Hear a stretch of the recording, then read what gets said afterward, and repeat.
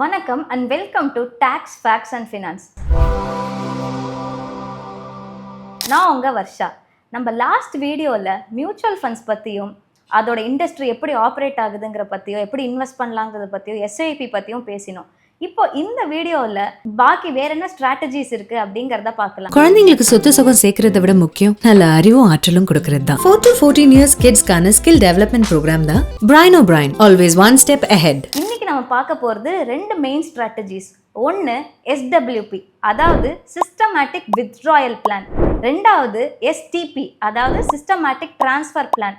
உங்க எல்லாருக்கும் எஸ்ஐபி பத்தி நல்லாவே தெரியும். இப்போ எஸ்டபிள்யூபினா என்னன்னா எஸ்ஐபியோட டைரக்ட் ஆப்போசிட். எஸ்ஐபியில் எப்படி நம்ம மந்த் ஆன் மந்த் ஒரு ஃபிக்ஸ்டு அமௌண்ட் இன்வெஸ்ட் பண்ணுறோமோ, எஸ்டபிள்யூபியில் மந்த் ஆன் மந்த் ஒரு ஃபிக்ஸ்டு அமௌண்ட் நம்மளுக்கு பேங்க் அக்கௌண்ட்க்கு வித்ட்ரா பண்ணுற மாதிரி ஒரு ஆப்ஷன் கொடுக்குறாங்க. ஸோ அது எப்படி ஆப்ரேட் ஆகுதுங்கிறத பார்க்கலாம். எஸ்டபிள்யூபி இப்போ யாருக்கு யூஸ்ஃபுல்லாக இருக்கும்? இப்போ ஒரு ஃபேக் எண்ட் ஆஃப் த கரியரில் ஒருத்தர் இருக்கார், அதாவது 55 இயர்ஸ் 58 இயர்ஸில் ஒருத்தர் இருக்கார்.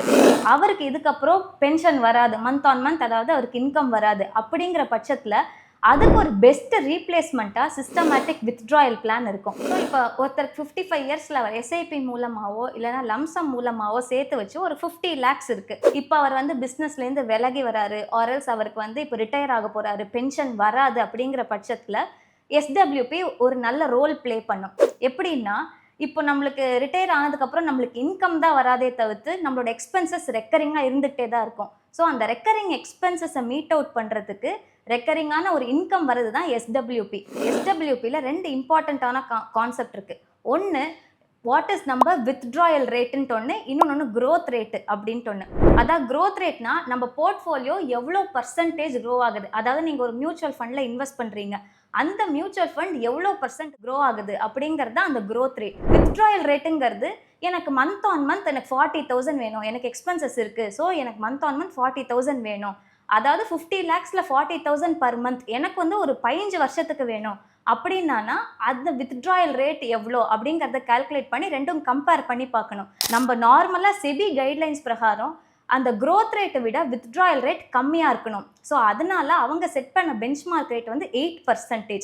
இப்போ ஃபார் எக்ஸாம்பிள் ஒரு மியூச்சுவல் ஃபண்டு ஒரு 10% வந்து ரிட்டர்ன்ஸ் கொடுக்குது, நம்ம வந்து அதுலேருந்து வித்ட்ரா பண்ணுறது 8%. ஸோ 2% நம்மளுக்கு சர்ப்ளஸாக இருக்கும். அது ஆட் ஆன் ஆகி நம்மளுக்கு காம்பவுண்ட் ஆகி நல்ல ரிட்டர்ன்ஸ் வந்து கொடுக்கும். அதை வந்து நம்ம இப்போ ஒரு எக்ஸாம்பிள் மூலமாக பார்க்கலாம். இப்போ 40,000 ரூபா பர் மந்த்துக்குன்னா ஒரு வருஷத்துக்கு 4,80,000 அவர் வித்ட்ரா பண்ணுறாரு.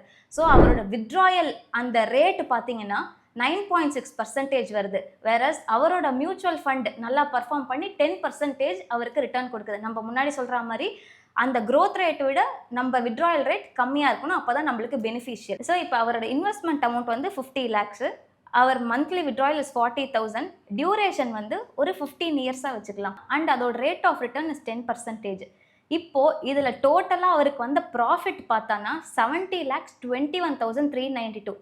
இது எப்படி ஆப்ரேட் ஆகுதுன்னா, அந்த 0.4% வந்து அந்த டெஃபிசிட் இருக்குல்ல, that is the difference between நம்ம growth rate and withdrawal rate, அது ஆட் ஆகி, அதாவது அதோட அந்த ரிட்டர்ன்ஸ் ஆட் ஆகி அந்த காம்பவுண்டிங் எஃபெக்ட்னால நம்மளுக்கு சர்ப்ளஸ் வந்து இன்னும் நம்ம அவைல் பண்ணுற அமௌண்ட் வந்து 48 lakhs இருக்குது. ஸோ நம்ம ஆல்ரெடி வித்ட்ரா பண்ணினது 72 lakhs ஆல்ரெடி வித்ட்ரா பண்ணிட்டோம். அதை தவிர்த்து பாக்கி அமௌண்ட் வந்து 48 lakhs இன்னும் நம்மளுக்கு பெண்டிங்காக இருக்குது. இதை நம்ம எய்தர் நம்ம ஃபுல்லாகவே ரிடீம் பண்ணிக்கலாம், இல்லைனா வந்து நீங்கள் இன்னொரு ஆப்ஷனுக்கு எதாவது கன்வெர்ட் பண்ணிக்கலாம், இல்லைனா எனக்கு தொடர்ந்து திருப்பி எஸ்டபிள்யூபி வேணும்னா நீங்கள் அதை எக்ஸ்டெண்ட் பண்ணுற ஆப்ஷன் கூட இருக்குது. இதே ஒன் ஆஃப் த பெஸ்ட் ஆப்ஷன்ஸ்னா இது வந்து உங்களுக்கு டேக்ஸ் சேவிங்கும் நிறையா இருக்குது. ஃபார் எக்ஸாம்பிள் இப்போ இந்த ஃபினான்ஸ் ஆக்ட் பிரகாரம் ஃபார் ஈக்விட்டி மியூச்சுவல் ஃபண்ட்ஸ் பார்த்தோன்னா for long term purpose, long டேர்ம்னா which is more than 12 months, 12 monthsக்கு மேலே நீங்கள் வச்சுட்டு அது ரெடீம் பண்ணிங்கன்னா டேக்ஸ் ரேட் வந்து 10% தான். அண்ட் அதுலேயும் நம்மளுக்கு 1 lakh வரைக்கும் நம்மளுக்கு பெனிஃபிட் தராங்க.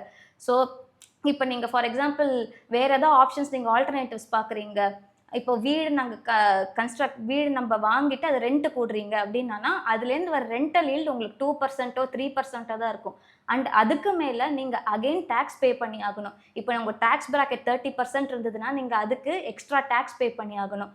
இஃப் எனக்கு வந்து ரெண்டல் வேண்டாம், நான் எஃப்டியில் போட்டு நான் அது ரெக்கரிங்காக ரெகுலராக எனக்கு இன்கம் வரா மாதிரி சம்பாதிக்கிறேன்னா அந்த எஃப்டிக்கும் அகைன் நீங்கள் இன்ட்ரெஸ்ட் டேக்ஸ் பே பண்ணி ஆகணும். அந்த வர இன்ட்ரெஸ்ட்டில் அதுவும் 30% ஸ்லாபில் இருக்கும். பட் எஸ்டபிள்யூபியில் பார்த்தோன்னா இன்ஃப்ளேஷனும் டேக்ஸையும் பீட் பண்ணி உங்களுக்கு நல்ல ரிட்டர்ன்ஸ் அதுவும் ரெக்கரிங்காக வரும். ஸோ இதுதான் அட்வான்டேஜ் ஆஃப் எஸ்டபிள்யூபி.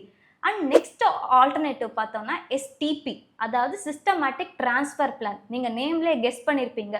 இப்போ வந்து ஒரு 25 வயசு ஒரு பையன் இருக்கான், அவன் வந்து ஒரு ஈக்விட்டி ஃபண்ட்ஸில் இன்வெஸ்ட் பண்ணிட்டு இருக்கான் for a period of normal ஒரு 25 இயர்ஸ் 30 இயர்ஸ்னு வச்சுக்கோங்களேன். இப்போ அவனோட 50 இயர் ஆகும்போது எனக்கு வந்து இதுக்கப்புறம் கேபிட்டல் எனக்கு நிறையா ரிட்டர்ன்ஸ் எனக்கு தேவை கிடையாது, ஏன்னா மார்க்கெட் ரொம்ப வாலட்டைலாக இருக்குது, மேலே போகுது கீழே இறங்குது, அதனால எங்களுக்கு நாமினல் ரிட்டர்ன் எனக்கு வேணும், அட் த சேம் டைம் நான் போட்ட காசு எனக்கு பத்திரமா இருக்கணும் அப்படிங்கிற யோசனை கண்டிப்பாக சைக்கலாஜிக்கலாக எல்லாருக்கும் வரும் at the age of 50 or 55ல. ஸோ அப்போது நம்ம அந்த ஈக்விட்டி ஃபண்டுலேருந்து ஒரு particular amount month on month debt funds, அதாவது இன்னும் கொஞ்சம் மோர் சேஃபர் ஃபண்ட்ஸ், ரிட்டர்ன்ஸும் கம்மியாக தர ஃபண்ட்ஸ், அதுக்கு ட்ரான்ஸ்ஃபர் பண்ணுறது தான் systematic transfer plan. For example equity ஃபண்ட்ஸ்லேருந்து அவன் டெட் ஃபண்ட்ஸுக்கோ இல்லைனா வந்து கில்ட் ஃபண்ட்ஸுக்கோ ஆர் கவர்மெண்ட் செக்யூரிட்டி பாண்ட்ஸுக்கோ அவன் ட்ரான்ஸ்ஃபர் பண்ணான்னா அவனுக்கு ரிட்டர்ன்ஸும் கம்மியாக இருக்கும், அட் த சேம் டைம் ரிஸ்க்கும் ஈக்விட்டியில் அந்த மார்க்கெட் ரிஸ்க் இருக்கிற மாதிரி இதுலேயும் இருக்காது. ஸோ அதனால முதலீட்டு பாதுகாப்பாக இருக்கிறதுக்கும் இந்த எஸ்டிபி வந்து ஒரு நல்ல ஆல்டர்னேட்டிவாக இருக்கும். ஸோ இப்போ எஸ்ஐபி, எஸ்டிபி, எஸ்டபிள்யூபி எப்படி ஆப்ரேட் ஆகுதுங்கிறத பார்த்தோம். ஸோ உங்களுக்கு எது பெனிஃபிஷியலாக இருக்குமோ அதுக்கேற்ற மாதிரி பிளான் பண்ணி இன்வெஸ்ட் பண்ணுங்கள். இந்த மாதிரி finance, investment and tax saving ideas வேணும்னா please subscribe Take One Tamil. Thank you.